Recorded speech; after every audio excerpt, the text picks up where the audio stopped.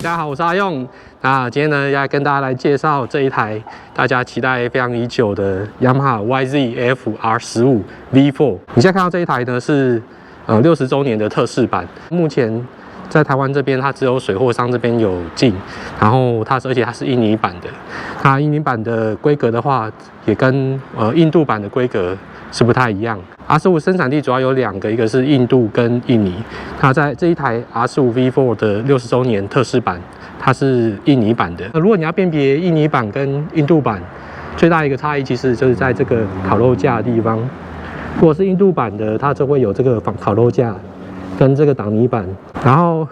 印尼版的话就没有这个地方。R15 V4 跟上一代的 R15 V3，它在引擎的部分跟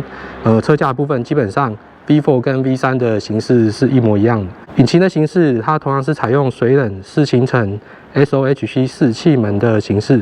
刹车辅助系统它这次变成的是双通道的 ABS 防锁死刹车系统，同时呢它还多了 TCS， 这也是上一代 V3 的版本是没有的。那排气量同样是155cc， 最大马力因为这是印尼版的，所以它有 19.4 PS， 相对印度版的 R15 V4。它的最大马力多了1匹的马力，油箱容量是11公升，然后前悬吊的部分是37mm的倒立式前叉，后悬吊系统是单腔式的避震器。然后在这一代的部分，我觉得它改变比较大的是在它的车头的地方，你看它的车头，它采用的这个部分是变成是中间这边有一个所谓的口球灯，那这部分它承袭的几乎跟雅马哈 R7 的这个样式是非常的雷同的。那如果你没有仔细看的话，其实你会有点难分辨说这个是 R15 V4 呢，还是 R7 的这个车头。在 R15 V4 一般版跟 R15 V4M， 你其实要分辨它们的差别，其实最明显就是看它的后摇臂。在后摇臂，它是采用是银色的这部分的烤漆，所以它的造型呢，跟它的颜色。从这边就可以去分辨出它是一般版还是 M 的版本。然后此外因为它是60周年的特仕版，所以它这里的贴纸呢跟一般 R15 V4M 版是不一样，它是60周年的特殊的贴纸。那所有的 R15 M 版它都是标配进档快排，但是它没有退档快排。它在这次的 R15 V4 的版本，它跟上一代的 R15 V3 它多了一个 Y Connect。Y Connect 系统呢，就是你可以透过你的手机蓝牙这边部分，可以跟你的仪表这边可以去做一些同步的显示，它会显示说你的整个的油耗表现啊、里程数啊，然后你的甚至你的停车位置。或者是你有一些什么电话的一些讯息、SMS 的一些讯息，它这部分都可以在仪表这边一起去显示这样。在 M 版的部分，它多了一个 R15M 的这个刺绣，和一般版的部分是不一样。如果你是上一代 R15 V3 的车主呢，你应该会发现有个差异，是在座椅的这个地方，它的钥匙孔的地方现在是变成是在这里的地方去开。在上一代的座椅，它是钥匙孔在这个地方，然后你在这里你要拆这个多坐垫，你是要用工具再去把这个给打开来，才能够去卸掉这个座椅。然后你这边拆掉之后，你可以看到这个是 Y Connect 的这个的连线的这部分的 ECU，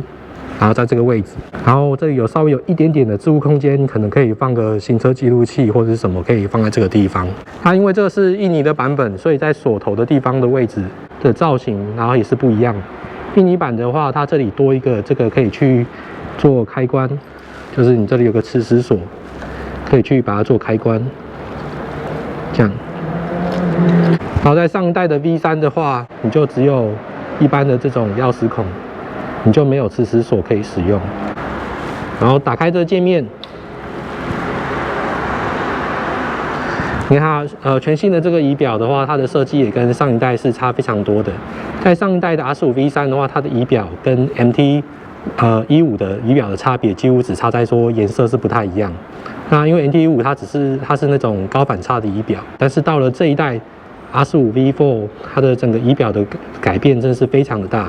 然后超转灯的部分，看到这边变成是有5个超转灯这边去显示。然后这里有它的 SMS 的这些讯息，然后手机的这些讯息，然后在这里呢就是它的档位的显示，然后你这边有显示单圈或是什么，然后这是油量表，中间时速表，这是转速表，然后你的控制的部分的讯息，从原本你要从仪表这边去按，然后变成说你只需要在这边你就可以去做控制。我觉得这个改变的话，就变成说是相当的方便了，因为像我在骑车的时候，你要去用手套这边去按这个按钮，其实不是那么容易去按。像上一代你要去按这个仪表的按钮，其实我觉得有时候，因为我们的手套有时候正好会有一些变形嘛，所以你要按这按钮，其实有时候是不太容易去按到这个点。然后你到了这一代，你的按钮的位置然后移到了这个地方，你再去控制你的这些资讯的显示的时候，就变得是非常的容易了。这一代的部分呢，它还多了这个闪双红灯的这个功能，然后这也是上一代没有的。然后在启动按钮的部分也变成是一键式的这部分的按，然后你就是只要是这边关，然后启动都在同一个按钮。然后我觉得这样也是变得说是相当简洁，然后也是我很喜欢的形式。然后这里是近光灯、远光灯、方向灯，然后喇叭这样。在上三小台的部分，它也做了改变。然后这次的镂空是镂空的非常的彻底。然后在上一代的镂空，它有一些地方还是没有完全的做镂空，所以看到可以这部分的一个差别。你的三角台的手把的这个位置呢，它原本这一代是移到了下面这个地方，三角台的下方了。然后在原本的上一代的 V3 呢，它的把手位置是在三角台的上面，所以你要改这个把位，要改到下面去调整高低的话，会比较麻烦一点，因为你还要去改这个高低位，而且重点是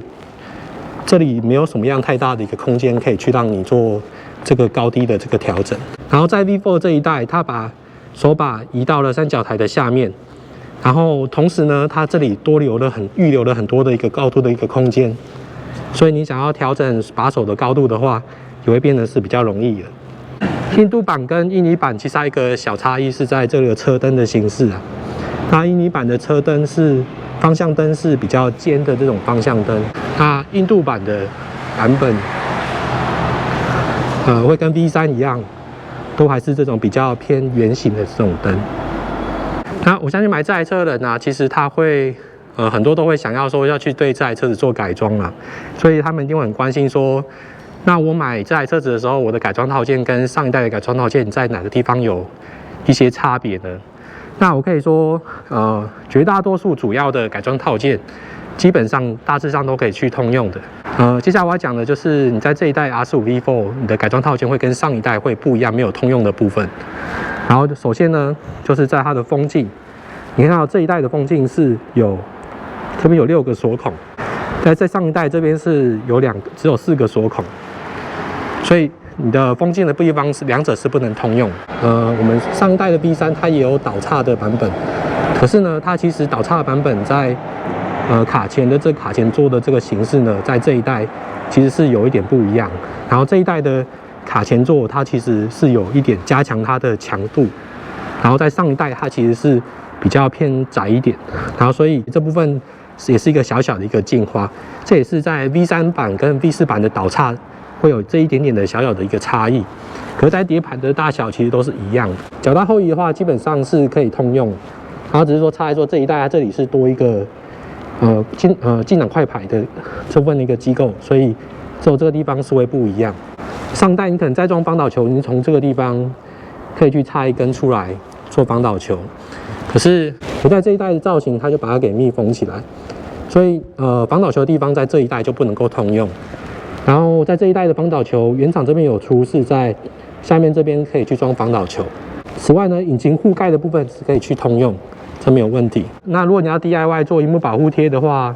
因为萤幕的大小这边是不一样，所以如果你要换萤幕保护贴，萤幕保护贴是没有通用的。排气管的改装也都是可以去共用，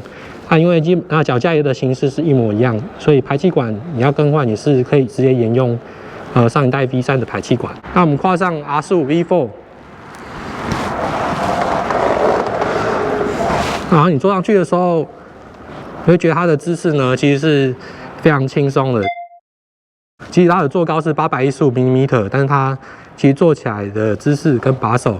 其实不会让你觉得是相当有负担。那以我身高180公分来说，坐在上面我是双脚可以去平踏在地面，是没有问题。但是因为它的仪表的位置，它其实是比较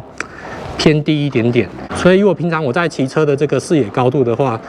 刚好我的安全帽的这个下缘会挡到我的仪表的视线，所以我正常的这样子往前看的时候，我其实是看不到这个仪表的一个内容，我必须要低头，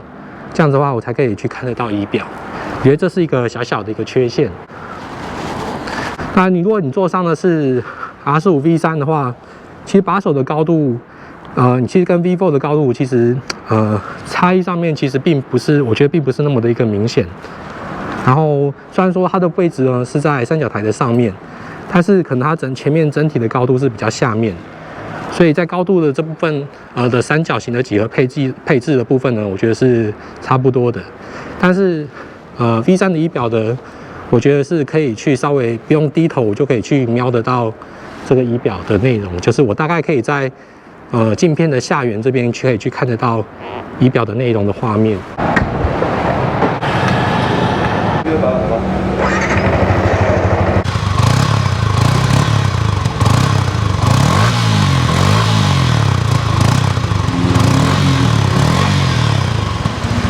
好，那以上呢就是今天对这一台WGP 60周年纪念款的R15 V4 然后的介绍。那各位如果有兴趣的话，可以欢迎各位来桃园的兴旺重机这边来看这一台车。现在目前有展示这一部 WGP 的测试版的一个配色。那如果你有兴趣的话，可以来洽询桃园兴旺重机。好，那今天的分享就到这边。那如果你喜欢我频道的话，欢迎各位按赞、订阅、加分享，然后记得留言给我。那就到这边啦，那就谢谢大家，我们下次见，拜拜。